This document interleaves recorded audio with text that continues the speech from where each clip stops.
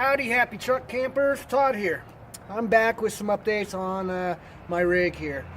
As you may know, I'm running a Travel Light 690 FD in the back of my 2009 Toyota Tacoma, four-wheel drive, double cab.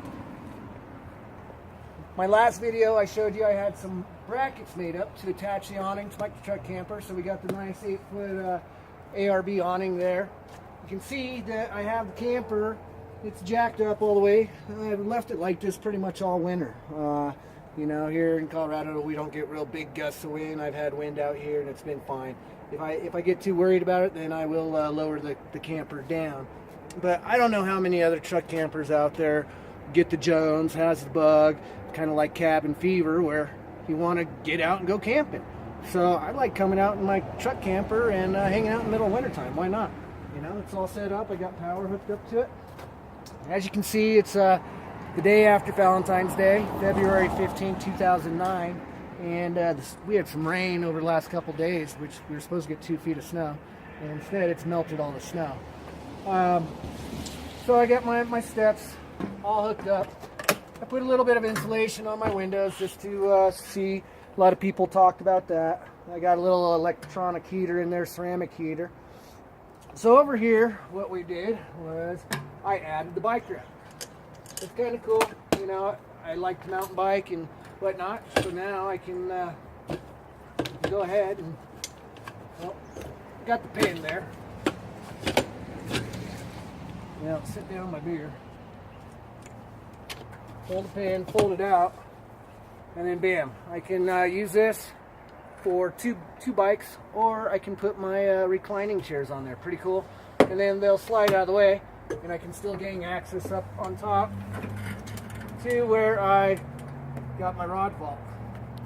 It's locked up right now. Okay, you can see down the side here we got some rain gutter extenders, and then I got 3 set of the rain gutter crossbars by Yakima.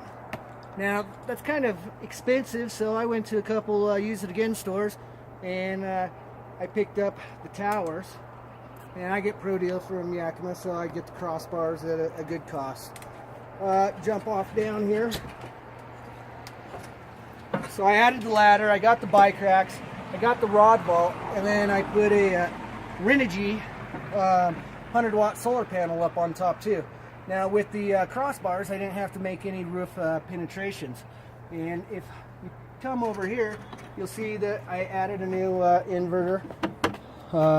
The WFCO, as the original had clapped out on me. So we got that in there.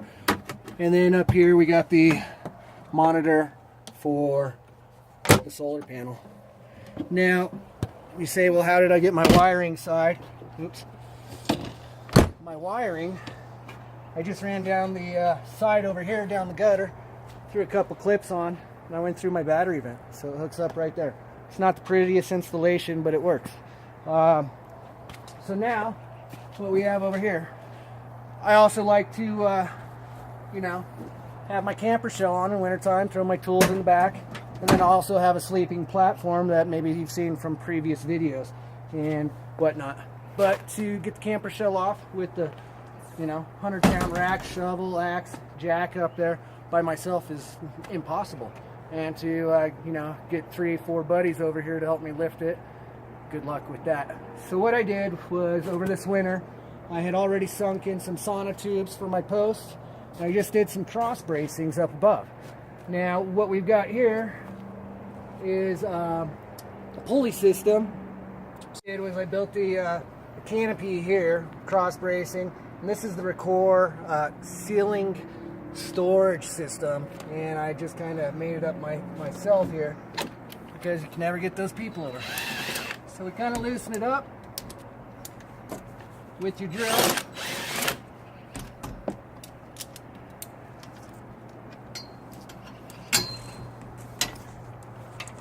And now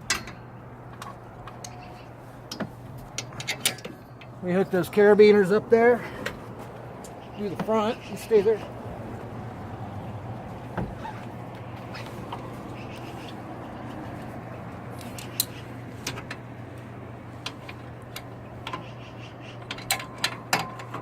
And we'll go to the other side and get that one.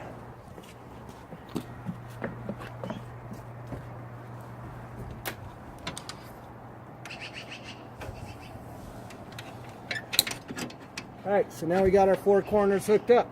Now you see these here, I put a couple eye bolts in here with my ratchet straps, and what that is going to do for me is just going to make me feel more at ease, because once I get the camper shell lifted up, I have 2 2x4s that I'll put underneath the shell, and then I'll hook those up to the ratchet straps, and that's just an extra security measure. Probably overkill, but you know what? I don't want anyone to get hurt, including myself. So I went in, I unbolted my clamps. It takes 4 minutes, roughly a minute for each clamp.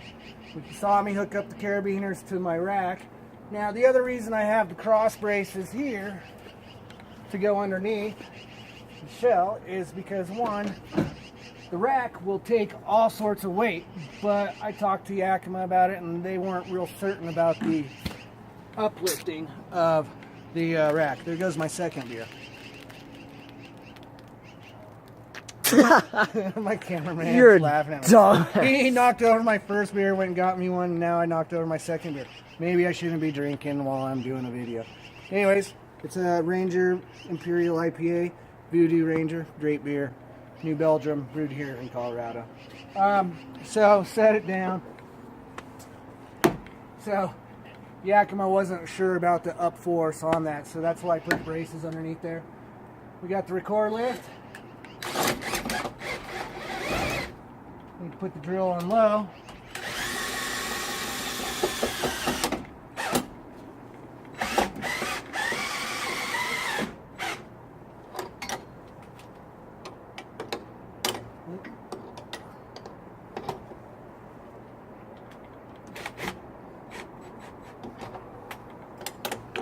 We lock that in place. So now my camper shell is off. Done deal there. So I'm going to go ahead and I'm not going to show you what this does because I explained it to you basically. I'll show you afterwards. It'll go like that. I'll throw the ratchet straps up there and then it just really secures it. So bam, done. So now all I have to do is back into my truck or back into my camper. And I just kind of get preliminary right there. And in my last video I told you I built this platform here.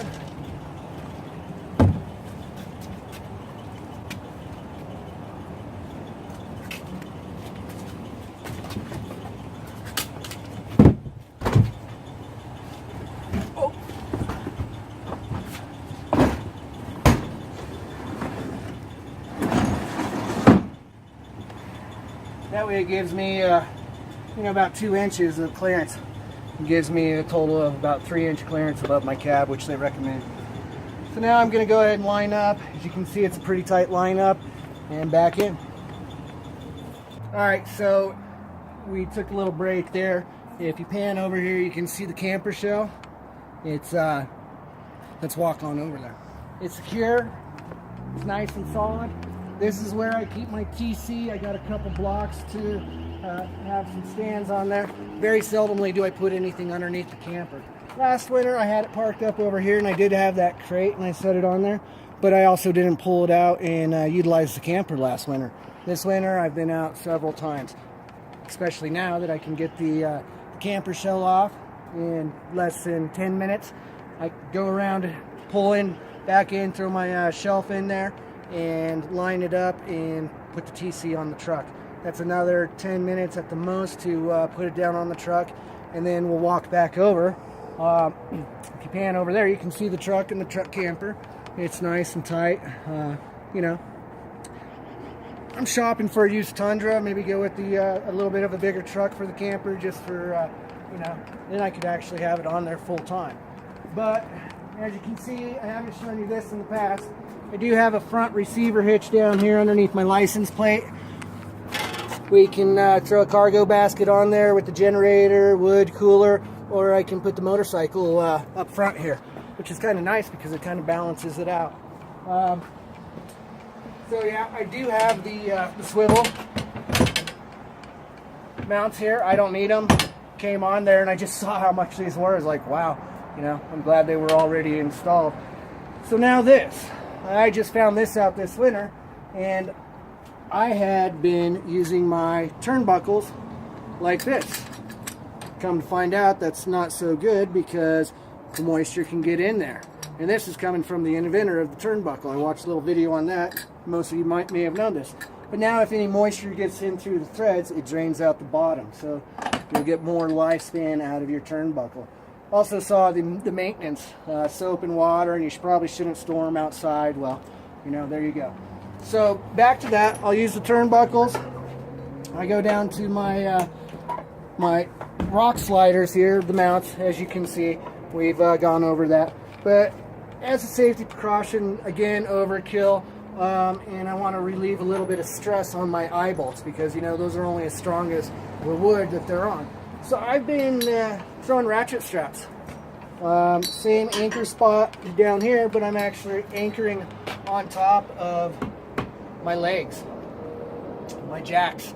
So I don't think I need to show you a video on that because I already have.